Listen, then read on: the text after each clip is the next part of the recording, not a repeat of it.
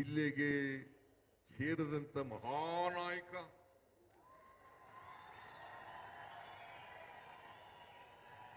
ಅವರ ಮೊಮ್ಮಗ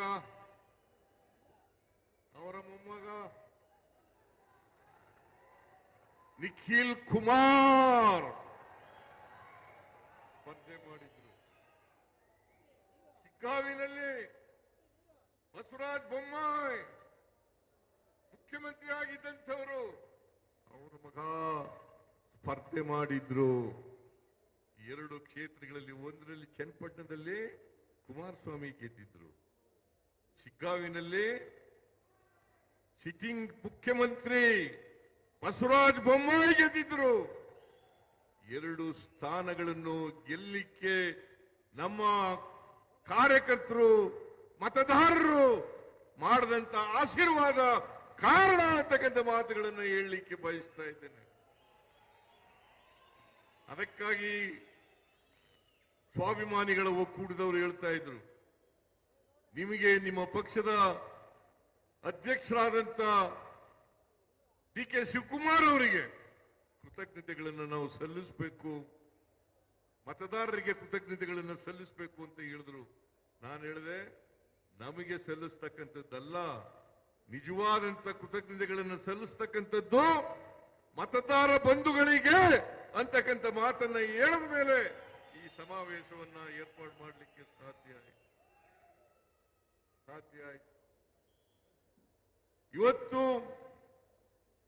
ಕಾಂಗ್ರೆಸ್ ಪಕ್ಷದಿಂದ ಮಾತ್ರ ಕರ್ನಾಟಕದ ಇತಿಹಾಸದಲ್ಲಿ ಸುಭದ್ರ ಸರ್ಕಾರವನ್ನು ಕೊಡಲಿಕ್ಕೆ ಸಾಧ್ಯ ಆಗಿರ್ತಕ್ಕಂಥದ್ದು. ಯಾವತ್ತು JDS ಆಗಲಿ ಬಿಜೆಪಿ ಆಗಲಿ ತಮ್ಮ ಸ್ವಂತ ಶಕ್ತಿ ಮೇಲೆ ಜನರ ಆಶೀರ್ವಾದವನ್ನು ಪಡೆದು ಅಧಿಕಾರಕ್ಕೆ ಬಂದಿಲ್ಲ. ಕುಮಾರಸ್ವಾಮಿ 2 ಸಾರಿ ಮುಖ್ಯಮಂತ್ರಿ ಆಗಿರ್ತಕ್ಕಂಥದ್ದು ಒಮ್ಮೆ ಬಿಜೆಪಿಯವರ ಸಹಾಯದಿಂದ, ಇನ್ನೊಮ್ಮೆ ನಮ್ಮ ಸಹಾಯದಿಂದ. ಬಿಜೆಪಿಯವರು 2008ರಲ್ಲಿ 2018ರಲ್ಲಿ ಅಧಿಕಾರಕ್ಕೆ ಬಂದರು. ಹಿಂಬಾಗಲಿನಿಂದ ಬಂದರೆ ಹೊರತು ಮುಂಬಾಗಲಿನಿಂದ ಬರಲಿಲ್ಲ.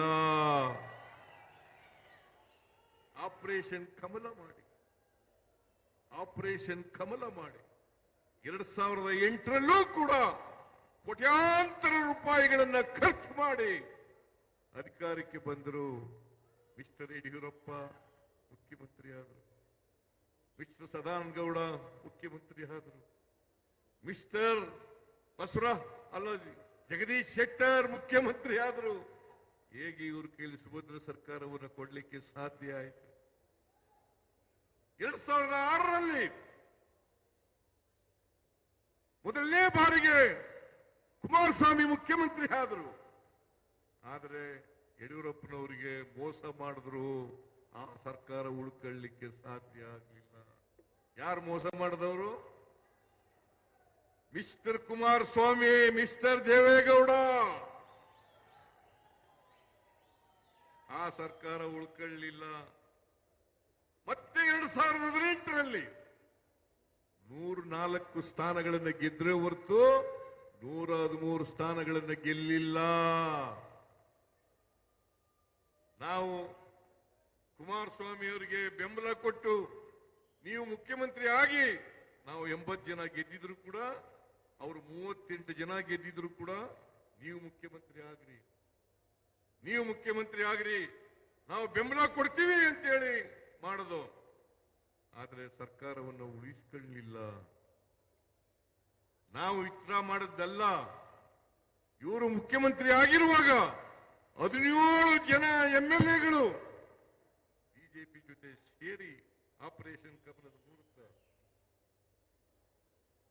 ಯಡಿಯೂರಪ್ಪ ಮುಖ್ಯಮಂತ್ರಿ ಆದರು. ಆಮೇಲೆ ಬಸವರಾಜ ಬೊಮ್ಮಾಯಿ ಮುಖ್ಯಮಂತ್ರಿ ಆದರು. ಇವರು ಯಾವತ್ತಾರು ಕೂಡ JDS ಆಗಲಿ ಬಿಜೆಪಿ ಆಗಲಿ ಸುಭದ್ರ ಸರ್ಕಾರ ಕೊಟ್ಟಿದ್ದಾರ?